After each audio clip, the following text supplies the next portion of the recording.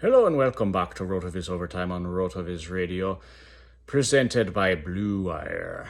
This is Colm Kelly with me, Sean Siegel, and today we are continuing our draft. Sean, we are drafting in the FFPC main event. Out of the 104 spot, our team so far, Justin Jefferson. We got Kyle Pitts in the second round. Certainly always happy to make that selection when he falls to us. Third round, we had T. Higgins. In the fourth round, we got Jerry Jeudy, who Sean's been a bit high on lately, a bit optimistic, saying recently he could have a chance to be this year's Cooper Cup. No, of course we don't think anyone will be Cooper Cup this year, but certainly has a chance to come close to that. In the fifth round, we had J.K. Dobbins. In the sixth, we got our quarterback, Kyler Murray. Now, coming up in the seventh round, Sean, what do you think of our team so far? Well, Colm, really it's the perfect team, isn't it? I mean, we've got our elite tight end in Kyle Pitts. We have Kyler Murray, who really could be the quarterback one this season. We have our anchor running back that we drafted in the fifth round in J.K. Dobbins. Now, reports from Baltimore have been a bit mixed lately. We see they signed Kenyon Drake. Now, Colm, certainly we want to be careful not to dismiss any NFL running back. Kenyon Drake, of course, we know, coming off of a major ankle injury last year, recently cut by the Las Vegas Raiders. Do we think that he could potentially cut into J.K. Dobbins' workload?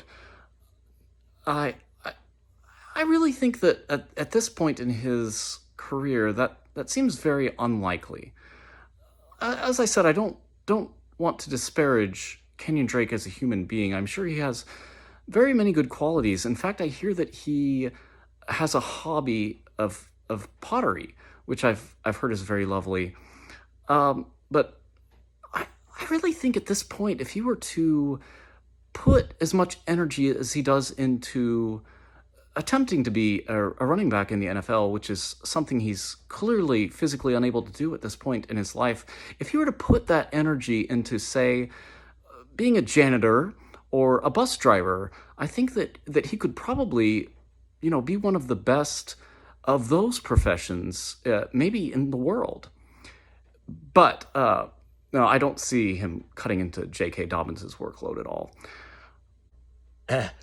No, Sean, I wouldn't disagree with you there. Now, coming up here in the seventh round, we still have DeAndre Hopkins has lasted to this point.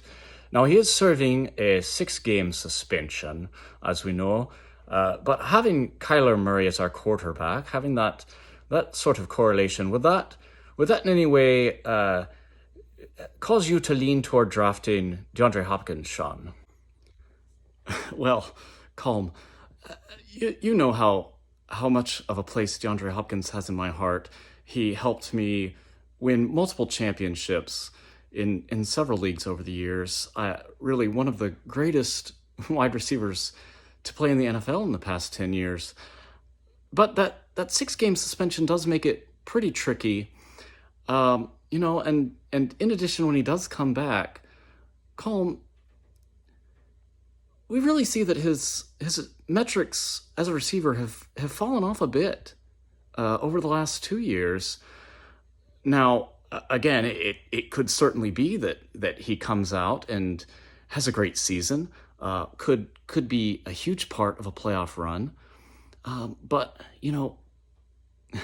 and 29 years old certainly is not it's not a very old age for human beings in general.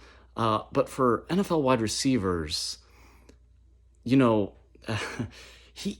could probably be a very good mentor to some of the younger wide receivers. As far as actually, running routes, getting separation, running by people, that might just be something that has, I would say, passed him by.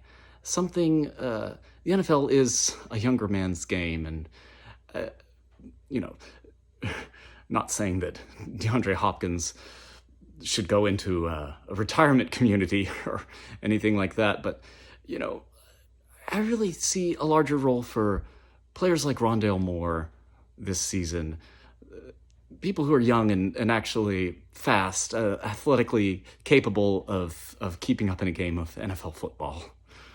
Well, all right, Sean, we are one pick away here. Some of my favorite players at the top of the board here at wide receiver, we do have Devonta Smith.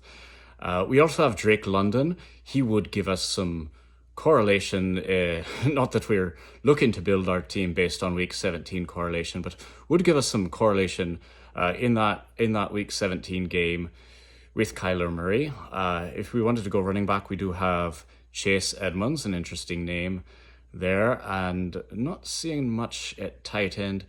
As we do come up to our pick, I'd also like to remind Sean and the listeners that this is a 60-second clock. The listeners will remember that Sean does often like to whittle the clock down to some of the very last seconds, which he knows makes me very nervous. Yes, that's true. Well, that said, Sean, we are on the clock now. What are you thinking? What's your lean here? Well, Colm, it really is a great spot to be in here. We could go any number of ways. I think we were considering this to be an anchor RB build. Certainly could continue to bolster our wide receiver core. I think, what can you say about Devonta Smith? Anytime I think you don't get A.J. Brown on your team, you really want to consider grabbing Devonta Smith, a great second-year wide receiver option, could really break out. Now, you did mention the correlation in week 17, and again, we don't really build our teams that way, but Drake London, just a fantastic rookie profile at receiver, and I know there are concerns about quarterback play and the offense in Atlanta. However, I really think this could be someone that at the end of the year, we look back and say, why weren't we drafting him earlier? Yes, Sean, I think those are both good points. I'd be happy with either one. We are at 30 seconds here on the clock. Whom do you think we should take here with this selection? Well, Colm, as attractive as those receiver options are, you did bring up an interesting name in Chase Edmonds. Now, we looking here at a running back. They just cut Sony Michel, who, not that Sony Michel was going to be a huge threat to Chase Edmonds' workload. I do think he had a chance at some goal line carries. If we look back at how he performed over the last 2 years, Sony Michel, obviously a very Sony Michel has done some things. So, Sean, it sounds like you want Edmonds then. We've got 15 seconds on the clock. Is that your pick? But of course, Colm, this is, we can't forget, a tight end premium league. And while we have Kyle Pitts on our roster, there's certainly some value to take a second tight end in this sort of build. We're at 10 seconds, Sean. Do you want Albert Akua-Bunam?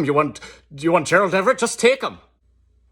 But then again, Colm, of course, you can't forget about Derek Carr. 5 seconds, what are you thinking?